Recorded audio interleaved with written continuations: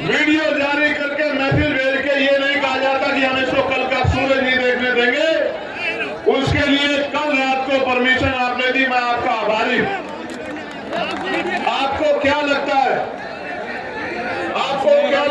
कि इस तरह की चीजों से आप चंद्रशेखर आजाद के प्रति जो प्यार लोगों के दिल में उसको कम कर सकते हैं? नहीं, ये गलत फहमी है आपकी। आप अगर आज सुबह भी परमिशन देते और ये टेंट में नहीं लगता, एक कुर्सी पे खड़े होकर भाषण देकर अपने लोगों को कह के जाता कि याद रखना मेरी बात को। मैं किसी धरना शेर का बेटा नहीं हूं, किसी व्यापारी का बेटा नहीं हूं, किसी नेता का बेटा नहीं हूं, एक प्राइमरी स्कूल के हेडमास्टर का बेटा हूं। संस्कार है मेरे अंदर, मैं गरीबों का दर्द जानता हूं। और फिर कह रहा हूं, एक बार पैदा होता है आदमी, एक बार मरता है। ना मैं दोबारा पैदा हो सकता हूं, ना मैं 2 बार मर सकता हूं।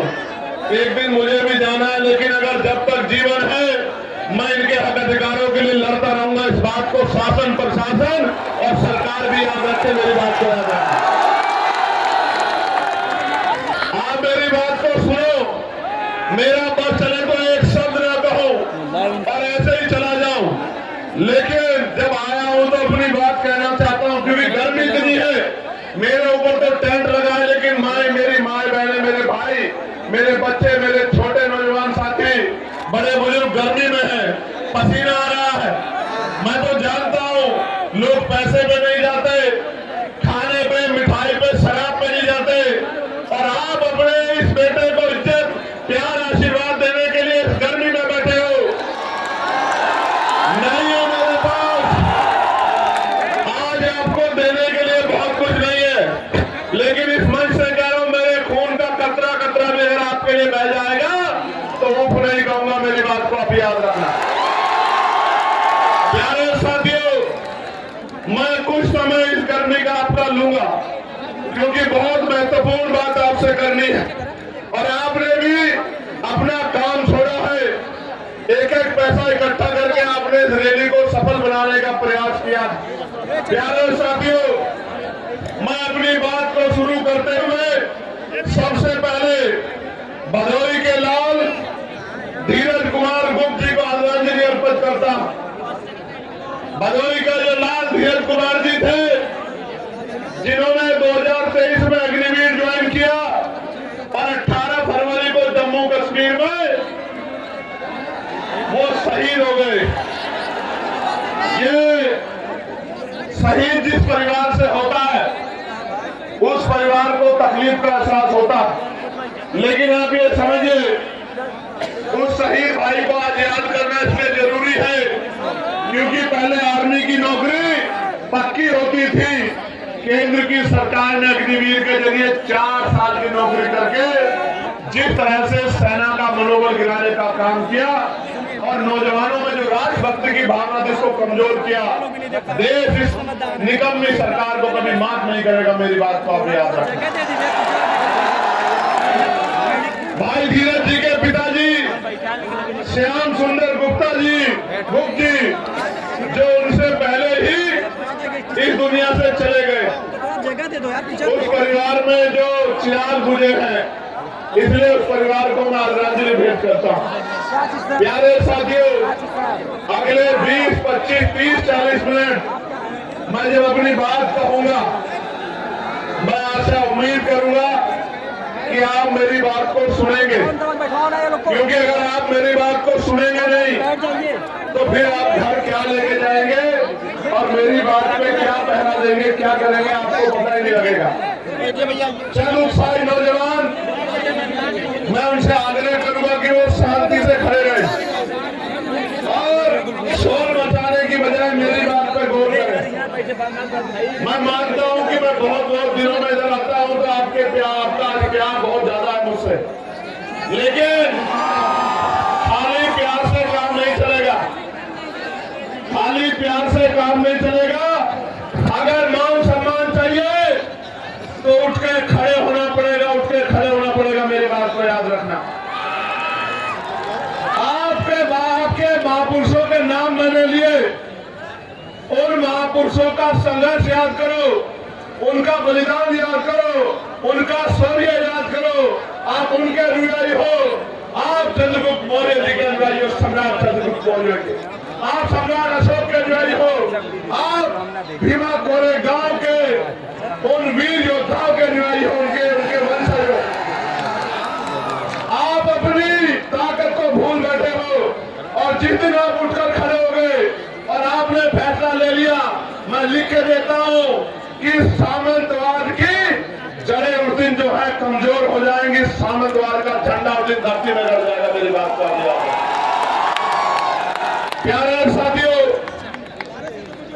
आज मैं यहां बहुत बातें कहने आया था, लेकिन आज मैं यहां चुनावी भाषण पे बात नहीं करूंगा।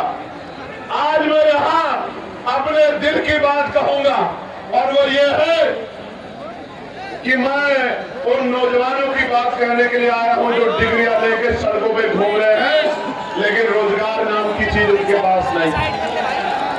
आज मैं उन माओ की, उन बड़े बुजुर्गों की, मेरे अभिभावकों की बात करूंगा जिन्होंने अपना खून, अपना पसीना, अपना पेट काट काट के अपने बच्चों की पढ़ाई में लगा दिया, और वो बच्चे नौकरी के भाव में बेबस घूम रहे हैं। वो माँ बाप ये देख रहे हैं कि कब उनके बच्चों को रोजगार मिले। आज मैं उन किसानों की बात करूंगा जो किसान इस जीवन में कभी बाढ़ से प्रभावित होते हैं, कभी सूखे से प्रभावित होते हैं, कभी खनन माफियाओं की चोट से प्रभावित होते हैं, कभी सरकार के जुल्म से प्रभावित होते हैं, कभी खाद समय पे नहीं मिलता, कभी डीएपी समय पे नहीं मिलता, कभी यूरिया समय पे नहीं मिलता, कभी उनकी फसल बर्बाद हो जाती है, उनको मुआवजा भी नहीं मिलता। आज मैं उन किसानों की बात यहाँ करने आया।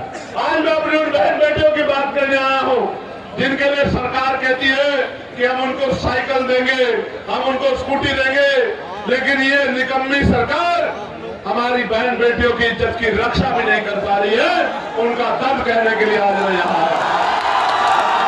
प्यारे साथियों, हमारी वर्दी में कोई खोट नहीं है। ये जो पुलिस के मेरे भाई हैं, मैं इनको सल्यूट करता हूँ, लेकिन आप नहीं जानते ये मजबूर है, क्योंकि पुलिस सरकार के अंदर में होती है। जो सरकार चाहती है वो पुलिस के भाइयों को मजबूरी में करना पड़ता है। अगर अनुशासन में काम करेंगे तो कार्रवाई होगी, ना चाहते हुए भी कई बार मजबूरी में ऐसे कदम उठाते हैं।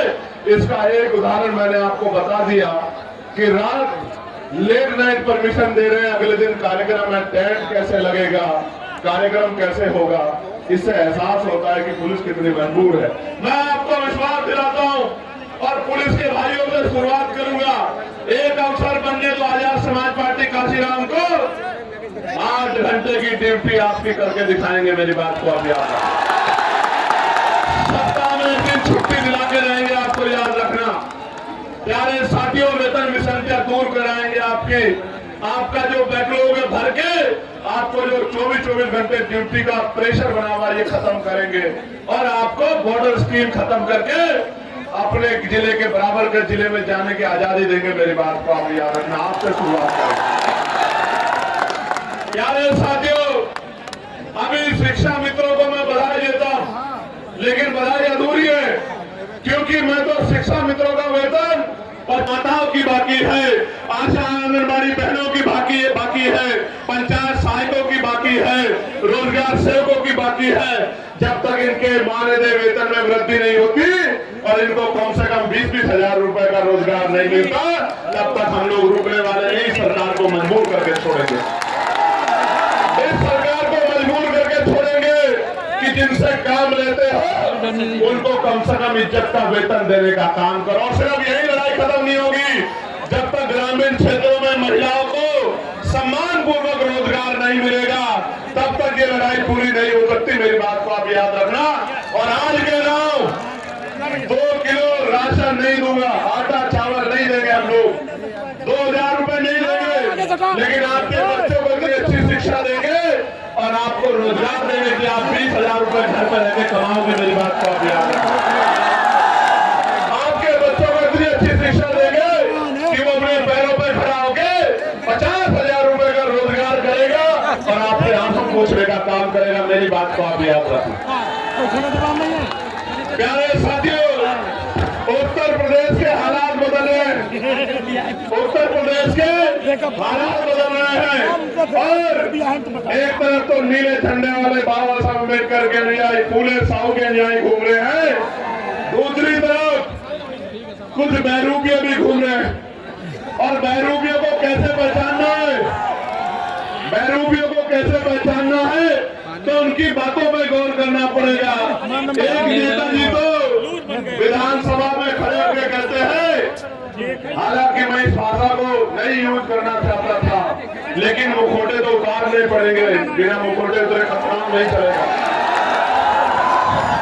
मैं जो मंचासीन हमारे नेता उनको भी बताना चाहता हूँ कि आज देश में सिर्फ चमार जाति का आरक्षण नहीं मिलता, पूरे शेड्यूल कास्ट को आरक्षण मिलता है, पूरे बैकवर्ड क्लास को आरक्षण मिलता है। और तो और कई सारे मैं देश भर में घूमता हूँ, क्षेत्रीय आधार पे तो सामान्य जाति के लोगों को भी हिमाचल में, जम्मू कश्मीर में, उत्तराखंड में आरक्षण का लाभ मिलता है। और तो और 2019 से ईडब्ल्यूएस के जरिए सामान्य जाति के गरीबों को भी आरक्षण का लाभ मिलता है। लेकिन सामंतवादी सोच क्या होती है, इसका उदाहरण मैं आपको बताता हूँ कि एक नेता असेंबली में खड़े हो कहते हैं कि मैंने केवल से पूछा कि आप चमार बनना चाहते हैं। आप समझे मानसिकता क्या है, वो ये बताने का काम कर रहे हैं, क्योंकि निषाद समाज के लोग ये मांग कर रहे हैं कि उनको शेड्यूल कास्ट में रखा जाए, तो ये बताने का काम कर रहे हैं कि जो आरक्षण लेता है वो चमार बन जाता है। और मैं उन नेताजी को और उनके बड़े नेताजी को कहना चाहता हूँ मंच से, कभी बाकेर चमार का इतिहास पढ़ना तो आपको पता लगेगा, और कभी सिर्फ बाकेर चमार का इतिहास मत पढ़ना, कभी चमार रेजिमेंट का इतिहास पढ़ना तो आपको पता लगेगा कि हमारे शौर्य का, कि बहुजन समाज में शौर्य कितना। मैं बार बार कहता हूँ कि बना के देखो, अहिर रेजिमेंट बना दो, गुर्जर रेजिमेंट बना दो, पान रेजिमेंट बना दो, प्रजापति रेजिमेंट बना दो, निषाद रेजिमेंट बना दो, और देश की सेवा में, देश की रक्षा में मौका दो बहुजन समाज के लोगों को, हम दिखाएंगे देश की रक्षा कैसे होती है। बनाओ मौर्य रेजिमेंट, बनाओ साक्य रेजिमेंट, बनाओ कुर्मी रेजिमेंट, अगर आप में हिम्मत है बनाओ पटेल रेजिमेंट, और दोनों का हम बताएंगे हमारे अंदर कितनी क्षमता। इतिहास गवाह है कि हमने अंग्रेज हो या कोई और शासक हो, किसी के आगे घुटने नहीं टेके, इतिहास बात का गवाह। प्यारे साथियों, आगे बढ़ेगी बात। अब 15 मार्च को मैं निमंत्रण भी देता हूं, और क्योंकि मीडिया पता नहीं क्या प्रचार करेगी, तो आपको बताना भी चाहता हूं कि 15 मार्च को बाराबंकी में आजाद समाज पार्टी का जैसा रेला हुआ ना, ये बहुजनों का मेला लग रहा है यहाँ जौनपुर में, ऐसा ही मेला लगेगा बाराबंकी में 15 मार्च को। और वो जो बहरूपी है उनकी पार्टी कह रही है कि हम बहुजन क्यों मनाएंगे, सुनो, क्योंकि 15 मार्च को मान्यवर साहब श्री काशीराम साहब की जयंती। लेकिन क्यों मनाएंगे, क्योंकि आपके पास वोट है इसलिए, और आप मान्यवर काशीराम साहब का सम्मान करते हैं। मगर ये नहीं बताएंगे कि मान्यवर काशीराम साहब की जयंती पे जो अवकाश तय हुआ था, इन्हीं बहरूपियों की सरकार ने अवकाश को कैंसिल करने का काम किया। और तो मान्यवर काशीराम साहब के नाम से बने जिले का नाम भी इन्हीं बहरूपियों ने बदलने का काम किया था।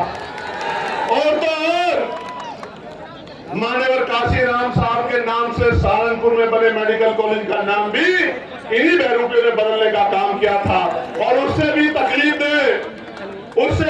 दे प्रमोशन में रिजर्वेशन का बिल भी इन्हीं बहरूपियों के नेताओं ने पार्लियामेंट में फाड़ने का काम किया था, जिसकी वजह से हमारे SC/ST के कर्मचारी अधिकारियों को खून के आंसू रोने पड़े और डिमोशन हमारे लोगों का हुआ।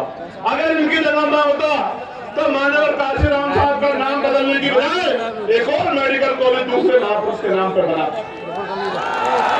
इनकी जगह ना होता तो प्रमोशन में रिजर्वेशन कैंसिल करता, बिल फाड़ने के बजाय SC/ST के साथ OBC के भाइयों को भी प्रमोशन में रिजर्वेशन का लाभ दिलाने का काम करता।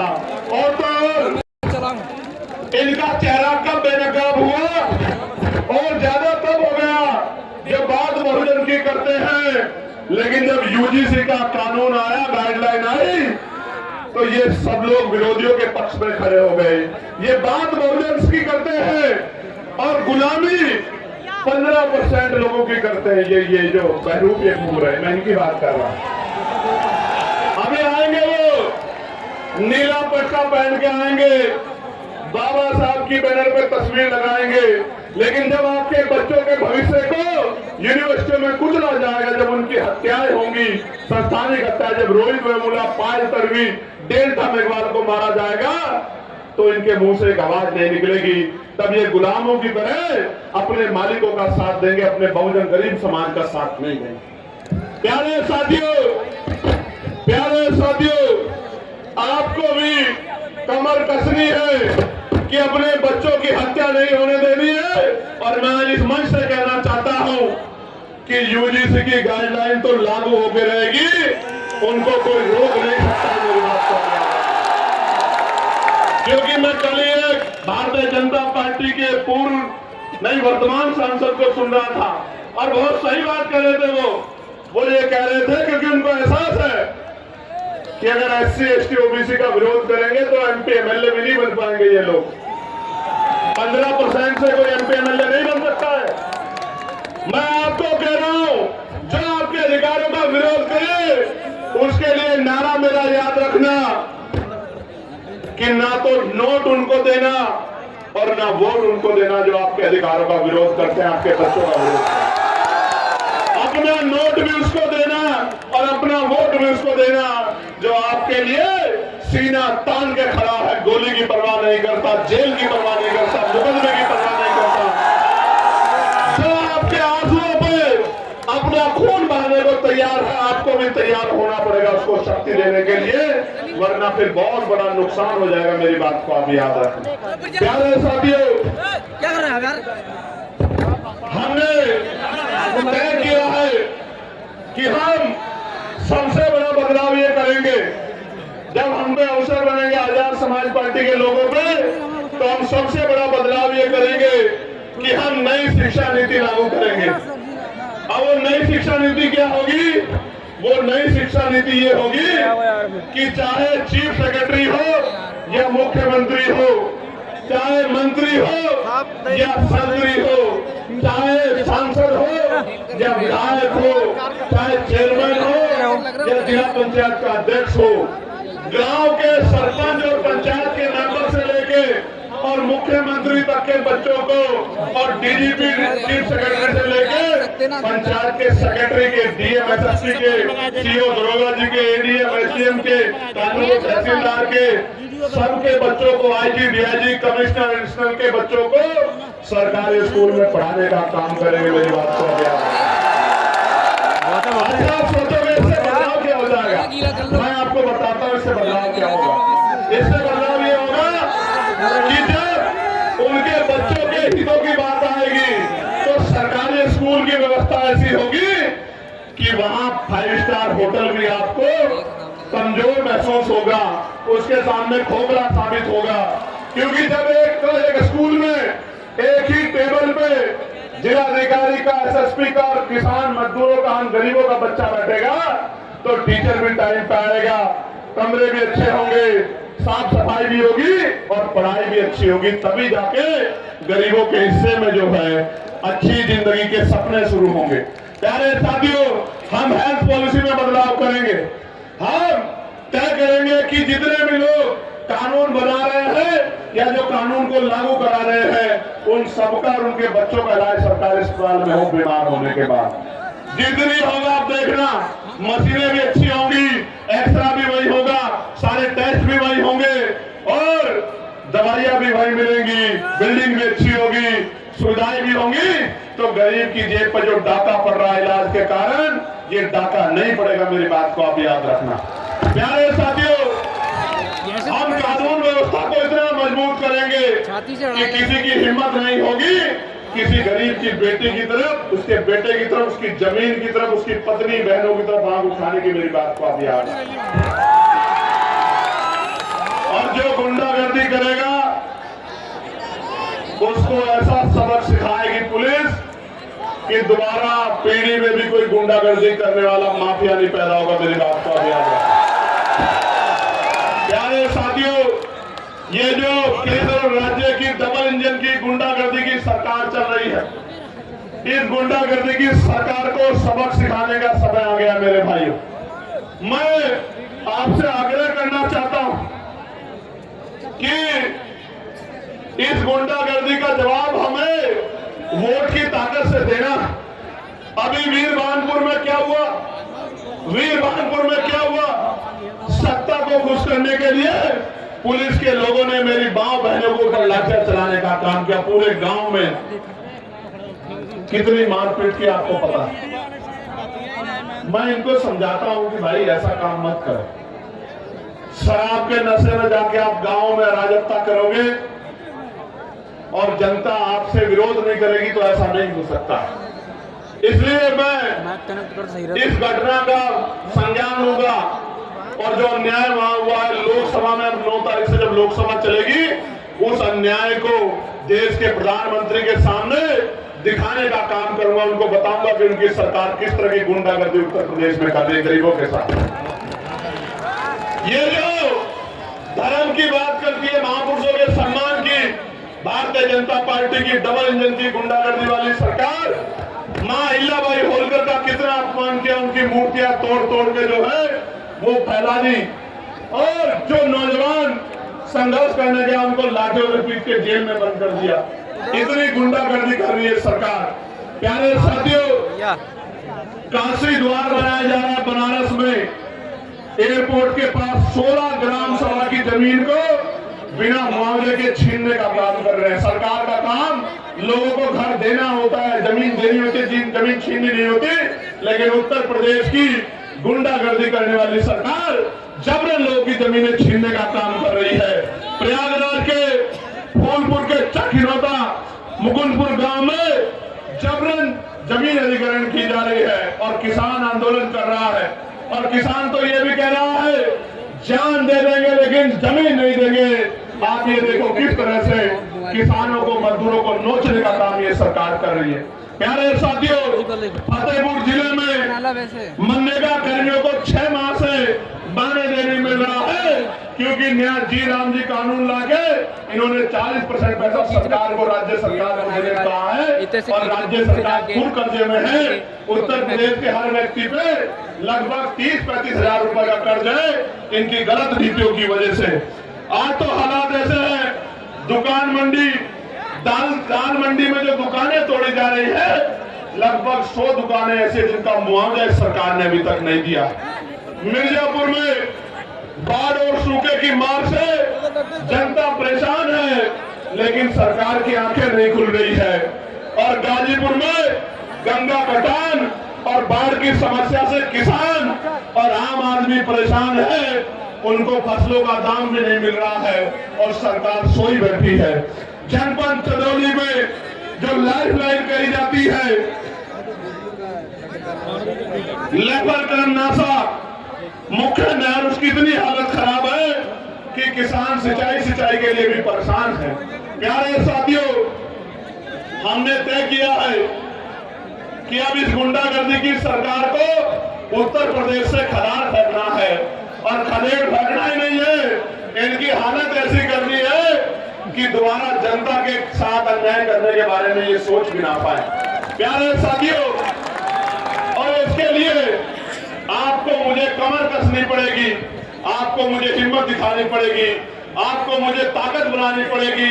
और जिस तरह 69,000 शिक्षक भर्ती के बच्चों को इन्होंने, जिसमें पिछड़े वर्ग के बच्चे हैं, पाल प्रजापति, कश्यप, सैनी, मौर्य, साकेत, कुशवाहा, बिंद, राजभर, केवट, मल्लार, यादव, गुर्जर, जाट, तमाम पिछड़ी जातियों के बच्चे, सैन विश्वकर्मा के बच्चे, मेरे आज भी याद है लाठियां मार मार के उन बहनों के हाथ तोड़ के लखनऊ में जब वो मुख्यमंत्री के दरवाजे गई, लेकिन उनको नौकरी सरकार ने आज तक नहीं दी। मैं पूछना चाहता हूं, जो सरकार गरीबों के बच्चों की नौकरी छीनने काम करती है, वो क्या गरीबों की जैसी हो सकती है क्या? मैं आपको याद दिलाना चाहता हूं, कपसार में क्या हुआ, मेरठ में आपने देखा था नहीं देखा था बताओ? जब मैं उस मां को न्याय दिलाने के लिए और अपनी बहन बेटी जिसको उठा ले गए थे गुंडे, उसको बरामद कराने के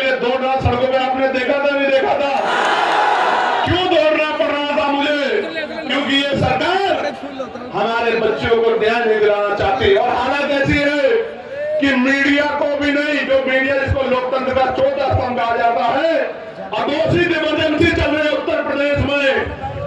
हमारे मीडिया के भाइयों को भी पीड़ित परिवार से बात नहीं करने देते, उनके साथ भी गुंडागर्दी करते। ये आलम हो गया उत्तर प्रदेश में।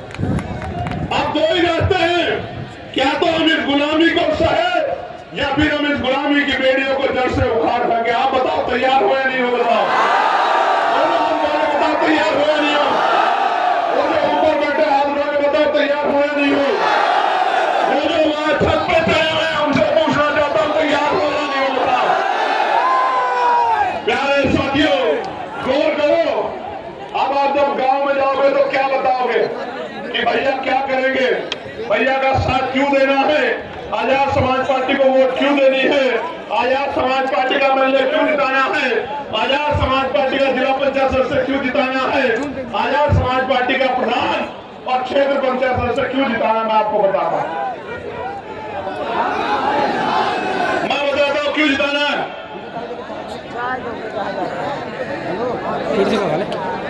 मैं बताता हूं क्यों जिताना है।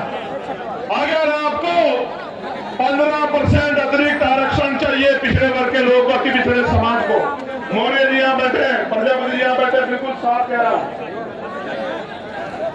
जिसकी सरकार होगी, जिस विचार की सरकार होगी, उसी भाव के काम करेगी।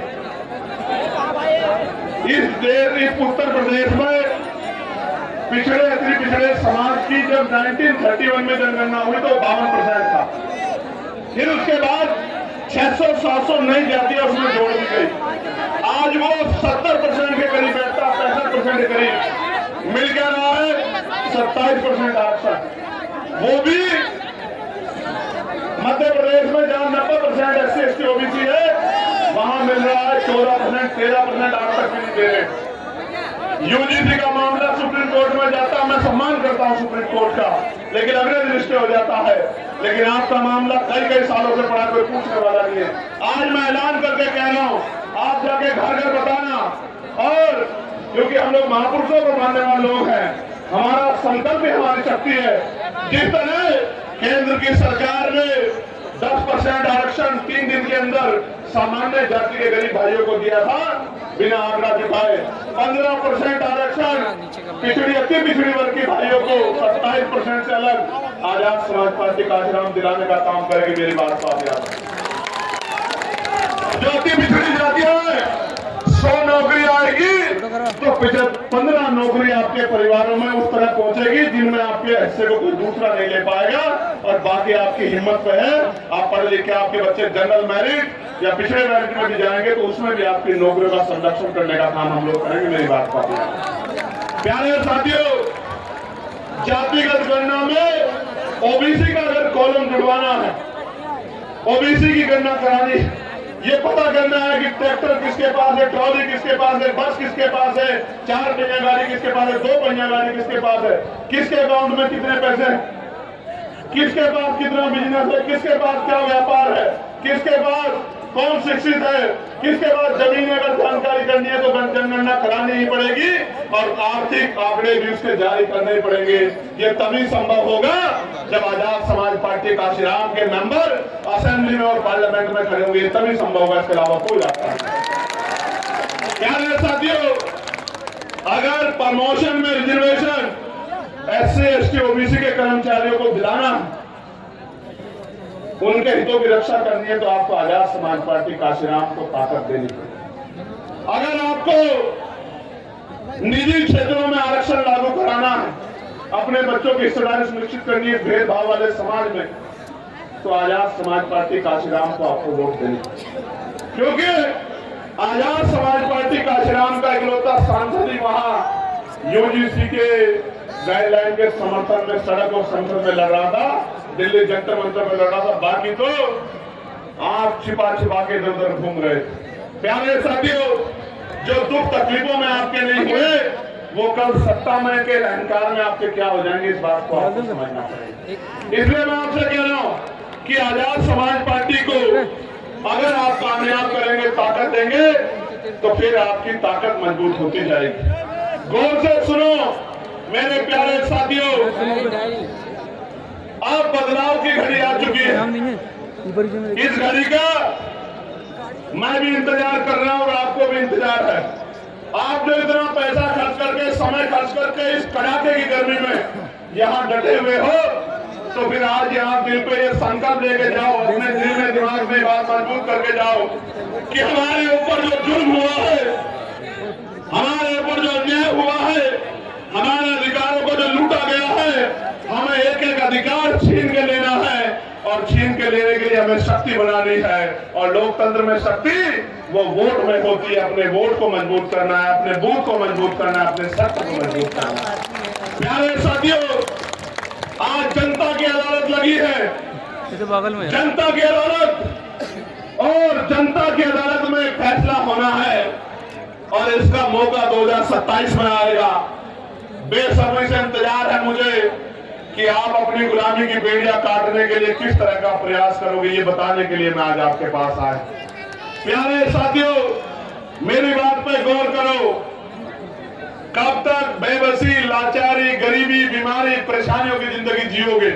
एक समय था कि देश आजाद नहीं था, तमाम तरह के व्यवधान थे, तमाम तरह के जो है आपके ऊपर बंदी से लगाई गई थी, लेकिन बाबा साहब अम्बेडकर ने, मैं इस कहानी को इसलिए कह रहा हूं कि आपको, मेरी नौजवान पीढ़ी को पता लगे कि बाबा साहब अम्बेडकर ने अपने 4 बच्चे कुर्बान किए और कैसा समय बिताया।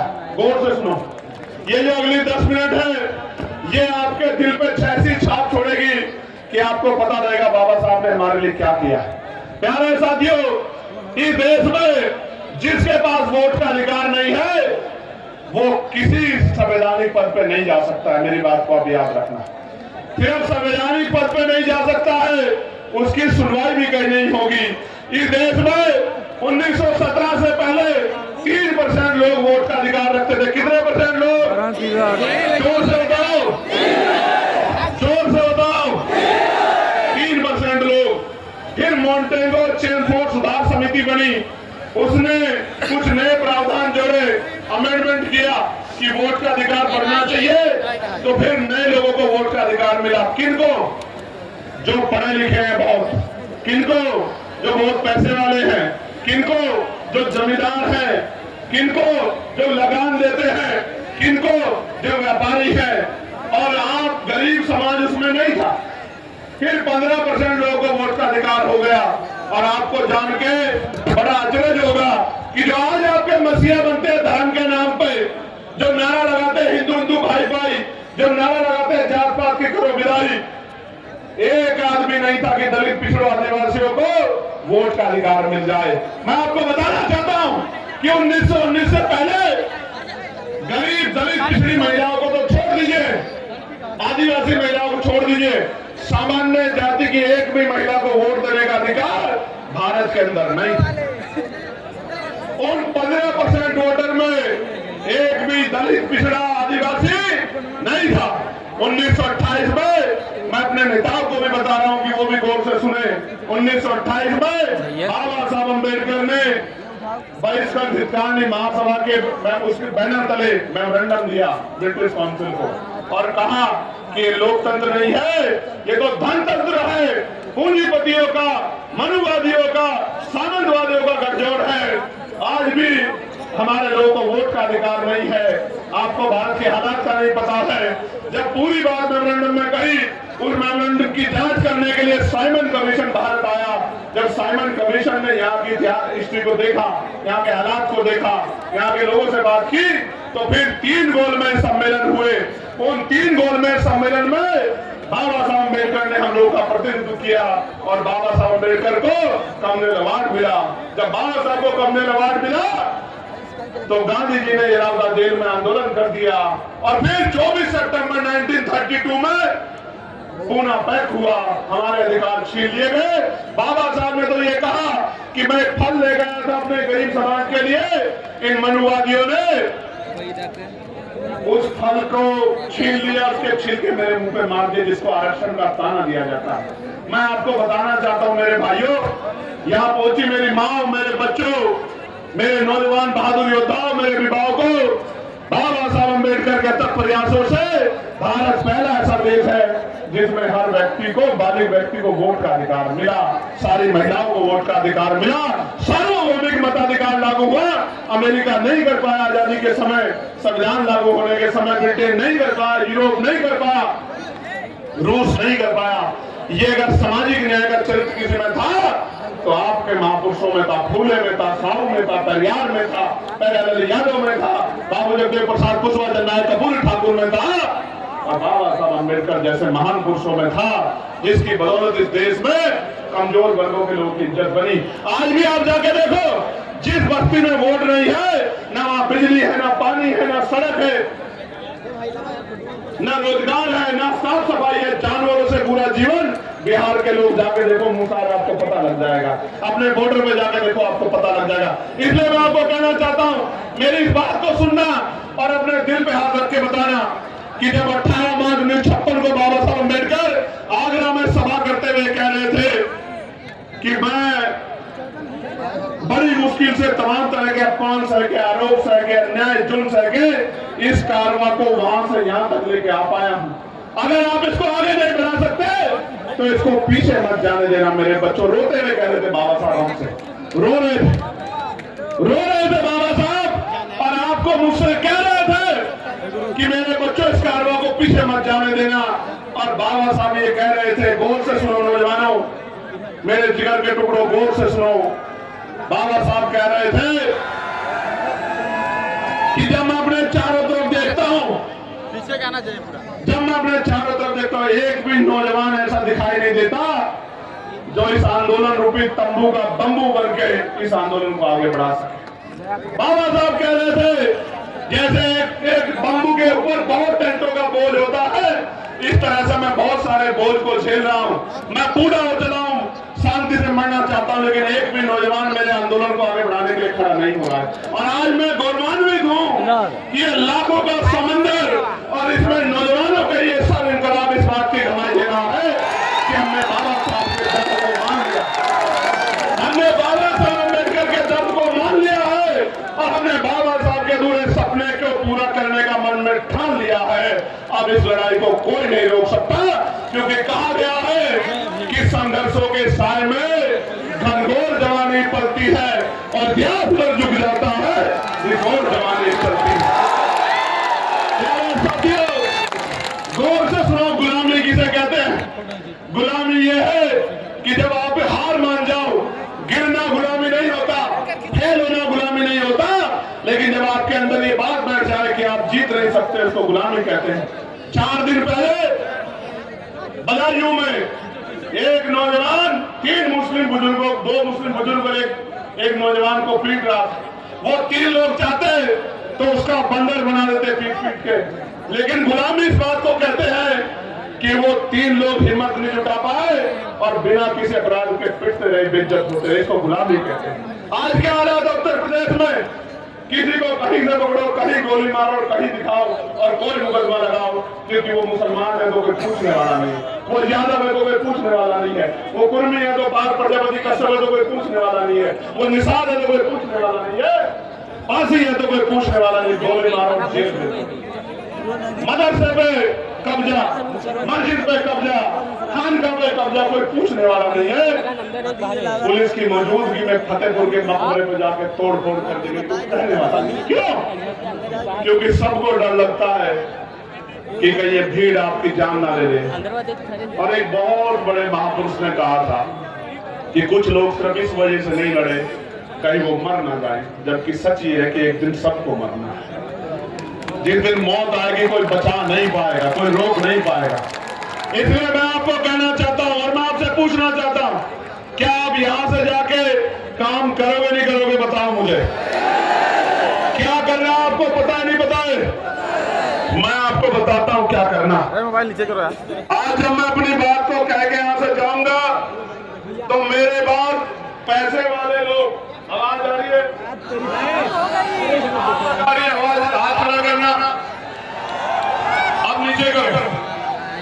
जब मैं अपनी बात करके आज यहां से जाऊंगा, मेरे बाद पैसे वाले सक्रिय हो जाएंगे, आपके घरों पे आएंगे, चुनाव का समय आएगा, कहेंगे पैसा ले लो, साड़ी ले लो, मिठाई ले लो,